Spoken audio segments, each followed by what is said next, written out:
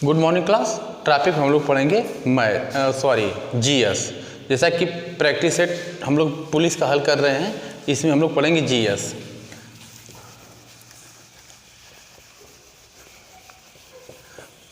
देखिए पहला क्वेश्चन है, शरीर का कौन सा अंग हमेशा एक ही आकार का रहता है। पहला क्वेश्चन, शरीर का कौन सा अंग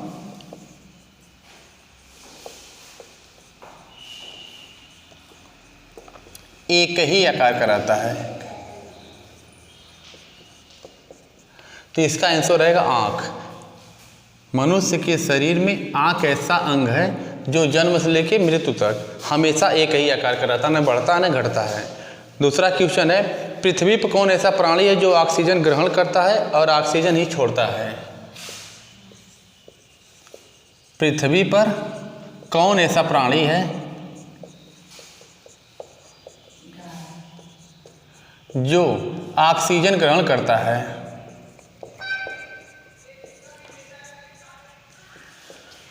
और ऑक्सीजन छोड़ता है।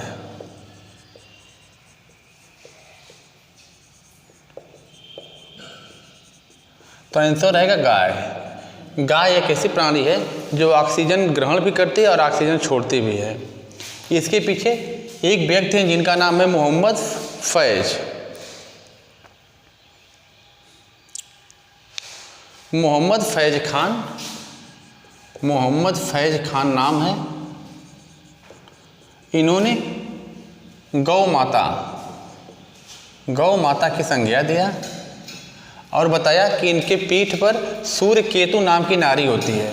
पीठ पर सूर्य केतु नाम की नारी है, जिससे इनको गौ माता कहा जाता है। अगला क्वेश्चन है,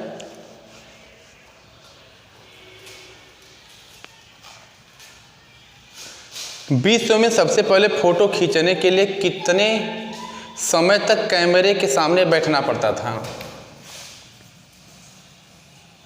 विश्व में सबसे पहले फोटो खींचने के लिए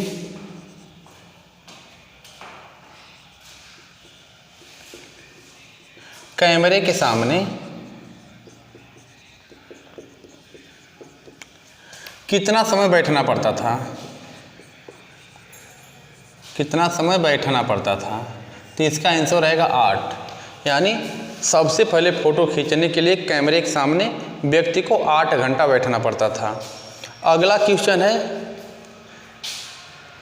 भारत की पहली महिला रेल ड्राइवर का नाम क्या है। भारत की पहली महिला रेल ड्राइवर का नाम क्या है। तो सुरेखा यादव। अगला क्वेश्चन है आपका, विश्व का सबसे लंबा रेलवे प्लेटफार्म कौन है। विश्व का सबसे लंबा रेलवे प्लेटफार्म क्या है। तो नाम है हुबली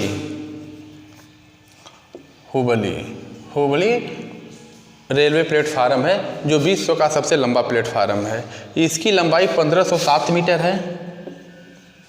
1507 मीटर है।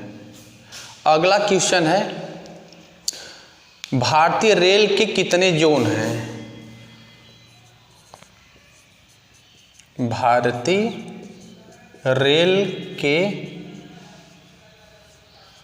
कितने जोन हैं। तो इसका आंसर रहेगा 18। भारतीय रेलवे के 18 जोन हैं।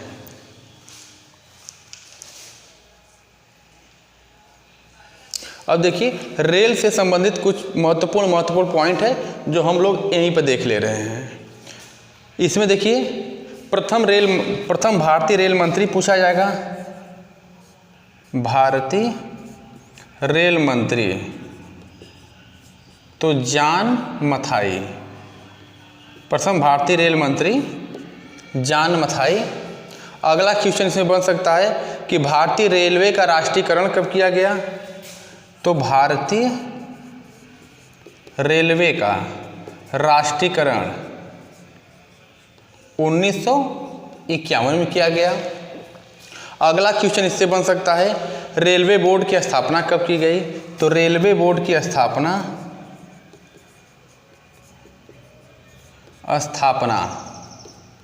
1905 में की गई थी।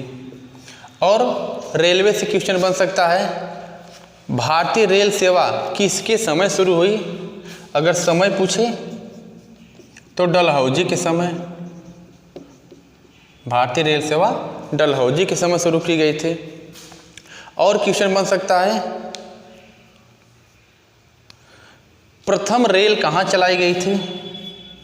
तो प्रथम रेल ब्रिटेन में चलाई गई थी। इसका आंसर ब्रिटेन में हो जाएगा। अगला क्वेश्चन हो सकता है कि उत्तर प्रदेश में प्रथम रेल कब चली थी?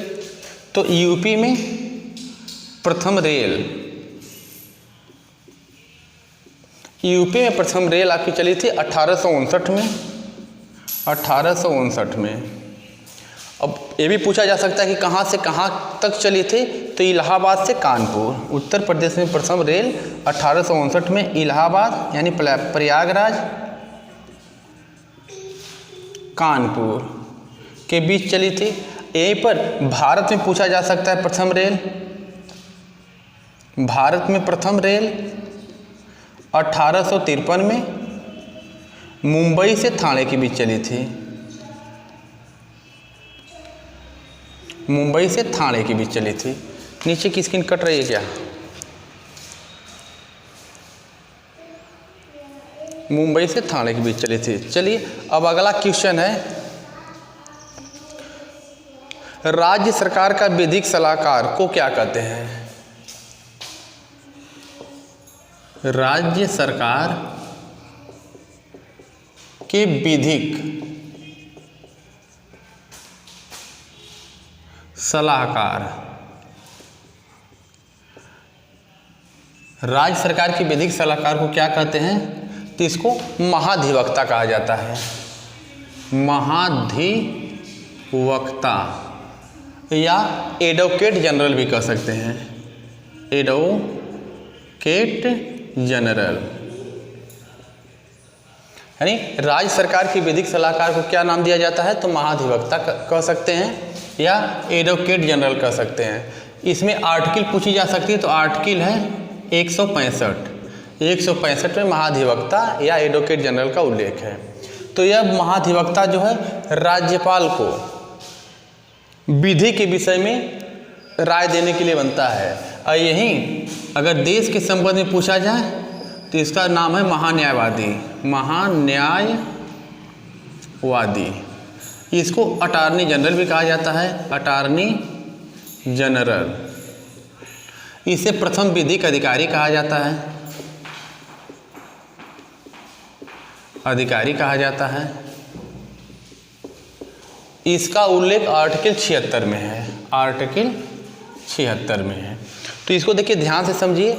अगर केंद्र में राष्ट्रपति को कानून के विषय में राय मशवरा लेना है तो उसकी सहायता के लिए महान्यायवादी या जिसको अटॉर्नी जनरल कहा जाता है, इसे प्रथम विधिक अधिकारी भी कहा जाता है।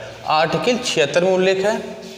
और जब राज्य में राज्यपाल को अगर कानून के विषय में या विधि के विषय में सलाह लेना रहता है तो इसके लिए महाधिवक्ता या एडवोकेट जनरल होता है। इसका उल्लेख आर्टिकल 165 में है। तो हमको लग रहा है क्वेश्चन क्लियर हो गया होगा। अगला क्वेश्चन देखिए, आइन ए अकबरी का लेखक कौन है?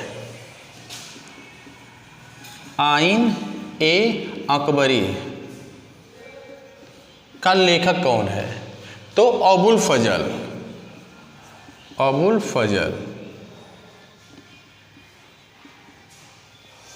अबुल फजल। अगला क्वेश्चन है, अकबरनामा किसने लिखा है? तो अबुल फजल द्वारा अकबरनामा कौन लिखा? तो इसका भी आंसर रहेगा अबुल फजल। अगला क्वेश्चन है आपका, गायत्री मंत्र कहाँ से लिया गया है? गायत्री मंत्र कहाँ से लिया गया? क्वेश्चन है गायत्री मंत्र कहाँ से लिया गया है? तो ऋग्वेद से लिया गया है। ऋग्वेद से लिया गया है। मंडल पूछे तो तीसरे मंडल से लिया गया है। सूक्त पूछे तो सातवें सूक्त से। सूक्त पूछे तो सातवें सूक्त से। और पूछे कि किस क्रम का मंत्र है? तो 10वां क्रम का मंत्र है।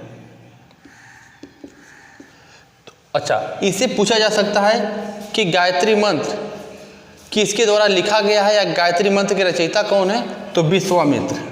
रचयिता पूछे तो विश्वामित्र, यानी गायत्री मंत्र के रचयिता विश्वामित्र है। पूछा जा सकता है किसको समर्पित है? समर्पित है किसको? तो भगवान शिव कह लीजिए, या सूर्य भगवान को भी, या सावित्री।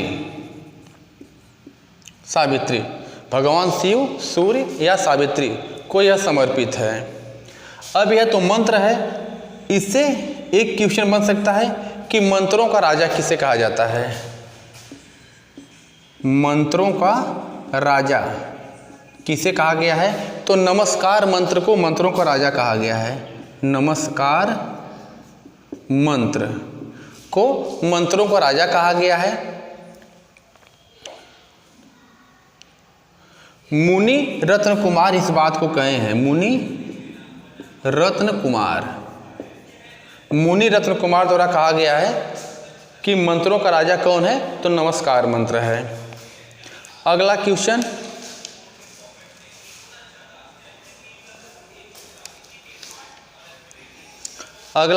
है आपका,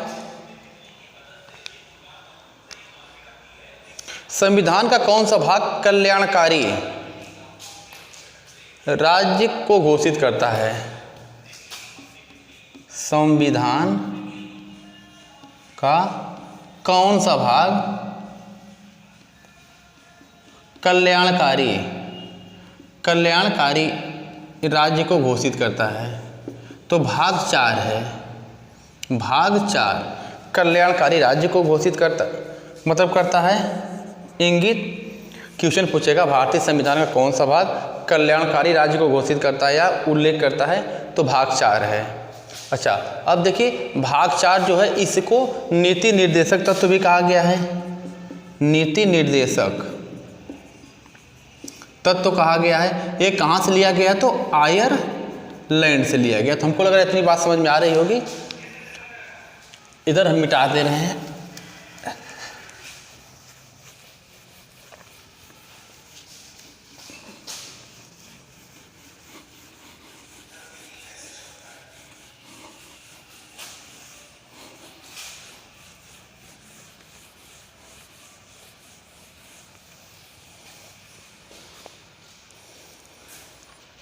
अगला क्वेश्चन इसमें है,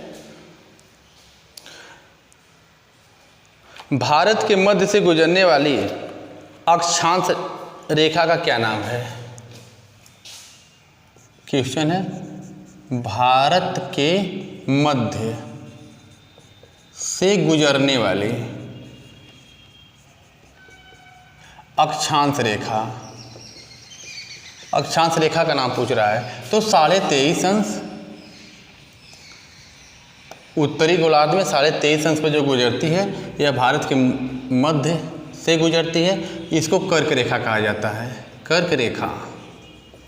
अब हम यहाँ पर थोड़ा सा इसका डिटेल कर दे रहे हैं। जैसे मान लीजिए पृथ्वी है तो यह विषुवत रेखा है। विषुवत रेखा जिसे 0 अंश कहा जाता है। इसके ऊपर 23.5 अंश जो है यह कर्क रेखा है। इसके नीचे 23.5 अंश जो है यह मकर रेखा है। एकदम बीचों बीच 0 अंश जो है इसे विश्व का मानक समय कहा गया है। विश्व का मानक समय कहा गया है। 82.5 अंश जो है इसे भारत का मानक समय कहा गया है। भारत का मानक समय कहा जाता है। और एक है 180 अंश देशांतर रेखा, 180 अंश देशांतर रेखा, 180 अंश देशांतर रेखा जिसे अंतर्राष्ट्रीय तिथि रेखा कहा जाता है, अंतर्राष्ट्रीय तिथि रेखा। तो हमको लग रहा है पूरा क्लियर हो गया होगा। आपको ध्यान, 0 अंश देशांतर रेखा जो है इसको विश्व का मानक समय कहा जाता है। 82.5 अंश पूर्वी देशांतर रेखा, इसे भारत का मानक समय कहा जाता है। 23.5 अंश उत्तरी गोलार्ध में जो कर्क रेखा है, 23.5 अंश दक्षिणी गोलार्ध में इसे मकर रेखा कहा गया है। 0 अंश को विषुवत रेखा कहा गया है। पूरब से पश्चिम जो रेखाएं गई हैं ये अक्षांश रेखा कहलाती हैं। उत्तर से दक्षिण जो आई हैं इनको देशांतर या यामोत्तर रेखा कहते हैं। तो हमको लग रहा है इतनी बात आपको समझ में आ गई होगी। अगला क्वेश्चन देखिए, फ्रंटियर गांधी के उपनाम से किसे जाना जाता है? फ्रंटियर गांधी, फ्रंटियर गांधी के नाम से, फ्रंटियर गांधी के नाम से किसे जाना जाता है? तो खान अब्दुल गफ्फार खान को, खान अब्दुल गफ्फार खान, खान अब्दुल गफ्फार खान को फ्रंटियर गांधी के उपनाम से भी जाना जाता है। अगला क्वेश्चन है, क्रांतिकारी गीत सरफरोशी की तमन्ना। क्रांतिकारी गीत, क्रांतिकारी गीत सरफरोशी की तमन्ना, सरफरोशी की तमन्ना। अब हमारे दिल में है, पूछ रहा है ये किसकी है? तो राम प्रसाद बिस्मिल की है, राम प्रसाद बिस्मिल, राम प्रसाद बिस्मिल की। यानी क्रांतिकारी गीत जो है सरफरोशी की तमन्ना अब हमारे दिल में है, किसकी है? तो राम प्रसाद बिस्मिल की है। अगला क्वेश्चन देखिए, इसमें है कौन सा सदन भंग होता है? कौन सा सदन भंग होता है? तो यह है निम्न सदन, निम्न सदन। अब आपको इस पर थोड़ा सा हम लोग चर्चा कर ले रहे हैं। संसद होती है तो संसद के 2 सदन, एक का नाम है लोकसभा, एक का नाम है राज्यसभा। तो राज्यसभा को उच्च सदन कहा गया है और लोकसभा को निम्न सदन कहा गया है, निम्न सदन कहा गया है। तो वही बोला कि कौन सदन भंग होती है? तो लोकसभा हर 5 साल पर भंग हो जाती है, राज्यसभा अस्थाई सदन है। तो हमको लग रहा है इतना क्वेश्चन हो गया होगा क्लियर। अगला नंबर है, सोने एवं चांदी के शुद्धिकरण हेतु किस अम्ल का प्रयोग किया जाता है? सोने चांदी की शुद्धिकरण हेतु, सोने चांदी के शुद्धिकरण हेतु किस अम्ल का प्रयोग किया जाता है? किस अम्ल का प्रयोग किया जाता है? तो नाइट्रिक अम्ल, नाइट्रिक अम्ल। सोने चांदी के शुद्धिकरण हेतु किस अम्ल का प्रयोग किया जाता है? तो नाइट्रिक अम्ल का प्रयोग किया जाता है। अगला क्वेश्चन आपका है, मसालों का घर किसे कहा जाता है? मसालों का घर किसे कहा गया है? तो भारत को, भारत को मसालों का घर कहा गया है। अगर राज्य पूछे किसे कहा गया है तो मसालों का राज्य केरल को कहा जाता है। हमको लग रहा है इतना क्वेश्चन आपको समझ में आ गया होगा। अब अगला क्वेश्चन देखिए, अगला क्वेश्चन है आपका, देश बंधु के नाम से किसे जाना जाता है? क्वेश्चन है देश बंधु, देश बंधु के नाम से किसे जाना जाता है? तो चित्तरंजन दास को देश बंधु कहा गया है। चित्तरंजन दास को क्या कहा गया है? देश बंधु कहा गया है। अगला क्वेश्चन है, भूपर्पटी पर सर्वाधिक प्रचुर मात्रा में कौन सी धातु पाई जाती है?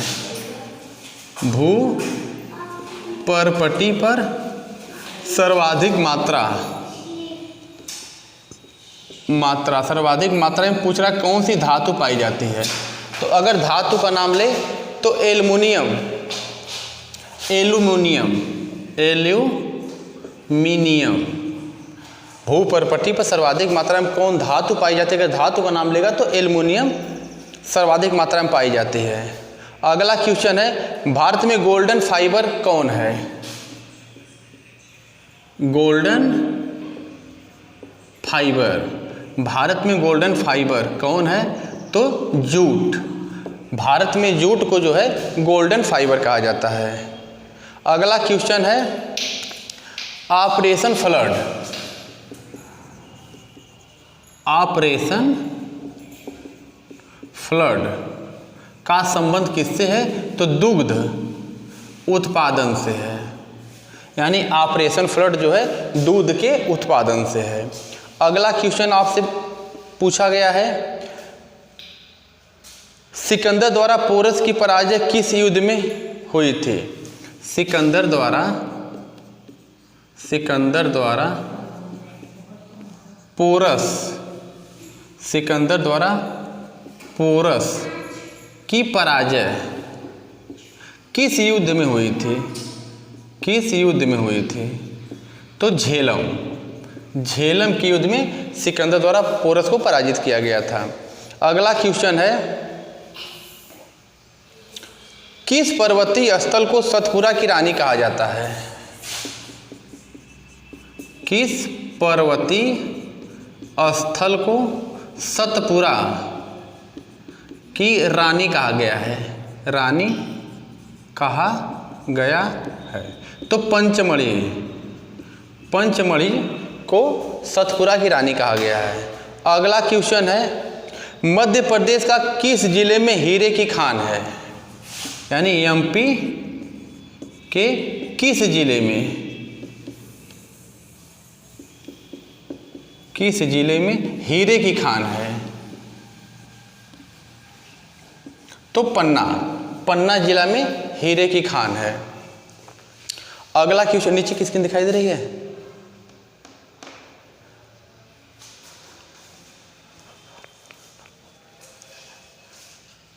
ठीक। अगला क्वेश्चन, भारत का क्षेत्रफल पाकिस्तान के क्षेत्रफल का कितना गुना है? भारत का क्षेत्रफल पाकिस्तान के क्षेत्रफल का कितना गुना है? तो आंसर रहेगा 4 गुना। यानी भारत का क्षेत्रफल पाकिस्तान के क्षेत्रफल का 4 गुना है। अगला क्वेश्चन है, क्षेत्रफल के आधार पर भारत का सबसे बड़ा केंद्र शासित प्रदेश? क्षेत्रफल के आधार पर भारत का सबसे बड़ा केंद्र शासित प्रदेश का नाम है अंडमान निकोबार द्वीप समूह। द्वीप समूह, अंडमान निकोबार द्वीप समूह। यहाँ तक क्वेश्चन क्लियर हो गया होगा। अगला क्वेश्चन देखिए, इधर मिटा के बता रहे हैं।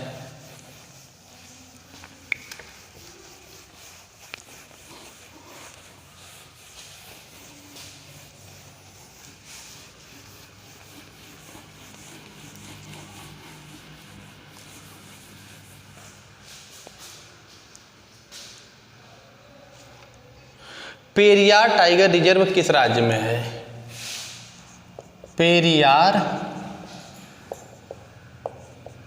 टाइगर रिजर्व किस राज्य में है? तो यह आंसर रहेगा केरल। पेरियार टाइगर रिजर्व केरल राज्य में है। वायुमंडल में प्रकाश के प्रकीर्णन का कारण क्या है? अगला क्वेश्चन है, वायुमंडल में प्रकाश के प्रकीर्णन का कारण, वायुमंडल में प्रकाश के प्रकीर्णन का कारण है धूल के कण। धूल के कण यानी जो धूल के कण है, इसी की वजह से वायुमंडल में प्रकाश का प्रकीर्णन होता है। अगला क्वेश्चन है, प्राथमिक इंद्रधनुष में सबसे ऊपर कौन सा रंग होता है? प्राथमिक इंद्रधनुष में सबसे ऊपर कौन सा रंग होता है? तो आंसर रहेगा इसका लाल। यानी जो प्राथमिक इंद्रधनुष होती है इसमें सबसे ऊपर कौन सा रंग होता है? तो लाल। और द्वितीयक इंद्रधनुष में पूछे, द्वितीयक इंद्रधनुष में तो बैगनी रंग सबसे ऊपर होता है, बैगनी। क्वेश्चन एक और बन सकता है कि इंद्रधनुष सूर्य के किस साइड में या किस दिशा में उगती है? तो हमेशा सूर्य के विपरीत उगती है, सूर्य के विपरीत। इंद्रधनुष हमेशा सूर्य के विपरीत उगती है। तो तीनों क्वेश्चन बन जाएगा आपका। उस सबसे प्राथमिक इंद्रधनुष में कौन सबसे ऊपर होता है? तो लाल रंग। द्वितीयक में सबसे ऊपर कौन होता है? तो बैगनी रंग। और इंद्रधनुष किस साइड उगती है? तो हमेशा सूर्य के विपरीत उगती है। अगला क्वेश्चन ले लीजिए, प्राथमिक रंग कौन कौन सा है? प्राथमिक रंग, प्राथमिक रंग कौन है?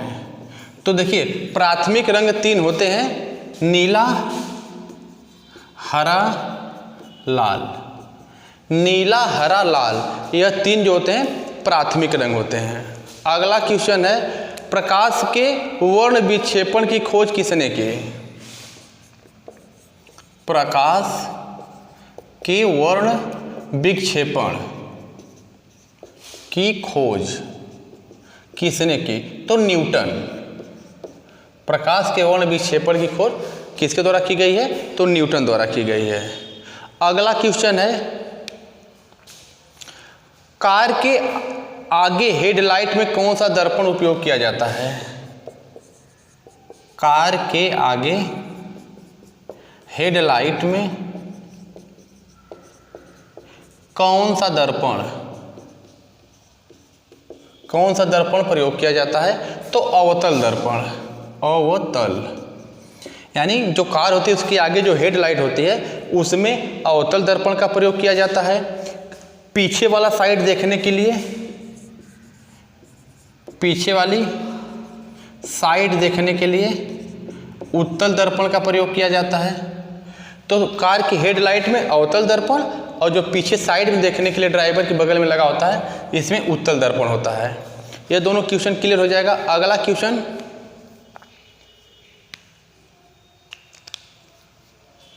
आर्टिकल 161, आर्टिकल 161 के अनुसार क्षमादान करने की शक्ति किसे है? यानी आर्टिकल 161 के अनुसार क्षमादान करने की शक्ति किसे है? तो राज्यपाल, राज्यपाल। आर्टिकल 161 का प्रयोग करके राज्यपाल को क्षमादान की शक्ति दी गई है। वहीं आर्टिकल 72, आर्टिकल 72 का प्रयोग करके राष्ट्रपति को क्षमादान की शक्ति दी गई है। तो यहाँ पर दोनों क्वेश्चन आपको क्लियर हो जा रहा है। आगे क्वेश्चन है, भारत के पहले उप प्रधानमंत्री कौन थे? तो भारत के पहले उप प्रधानमंत्री को पूछ रहा है। भारत के पहले उप प्रधानमंत्री कौन थे? तो सरदार वल्लभ भाई पटेल, सरदार वल्लभ भाई पटेल भारत के पहले उप प्रधानमंत्री थे। अगला क्वेश्चन है, कौन प्रधानमंत्री है जिसका जन्म भारत में आज़ादी के बाद हुआ है? कौन प्रधानमंत्री है जिसका जन्म आज़ादी के बाद हुआ है? आज़ादी के बाद हुआ है तो नरेंद्र मोदी। नरेंद्र मोदी ऐसे प्रधानमंत्री हैं जिनका जन्म आज़ादी के बाद हुआ है, 1950। अगला क्वेश्चन आपसे पूछ रहा है, रॉलेट एक्ट कब पारित हुआ था? रॉलेट एक्ट कब पारित हुआ था? तो 1919 में। रॉलेट एक्ट 1919 में पारित हुआ था। अगला क्वेश्चन है आपसे, रविन्द्रनाथ टैगोर को गुरुदेव की उपाधि किसने दी? रविन्द्रनाथ टैगोर को गुरुदेव की उपाधि किसके द्वारा दी गई थी? तो आंसर रहेगा महात्मा गांधी द्वारा। महात्मा गांधी। अगला क्वेश्चन है आपका, उत्तर प्रदेश दिवस किस तिथि को मनाया जाता है? यानी यूपी दिवस किस तिथि को मनाया जाता है? किस तिथि को मनाया जाता है? तो 24 जनवरी। 24 जनवरी 24 जनवरी को उत्तर प्रदेश तिथि दिवस मनाया जाता है। अगला क्वेश्चन है, भारत के क्षेत्रफल में उत्तर प्रदेश का क्षेत्रफल कितना है? यानी भारत के क्षेत्रफल में यूपी का क्षेत्रफल कितना है? तो 7.33% है। भारत के क्षेत्रफल में उत्तर प्रदेश का क्षेत्रफल 7.33% है। अगला क्वेश्चन है, क्षेत्रफल की दृष्टि से देश में उत्तर प्रदेश का चौथा स्थान है। क्षेत्रफल की दृष्टि से यूपी का भारत में स्थान पूछ रहा है, तो इसका आंसर रहेगा चौथा स्थान है। अब पहले स्थान पर राजस्थान है, दूसरे स्थान पर मध्य प्रदेश है, तीसरे स्थान पर महाराष्ट्र है और चौथे स्थान पर उत्तर प्रदेश है। बंद कर दो बेटा, बंद कर दो।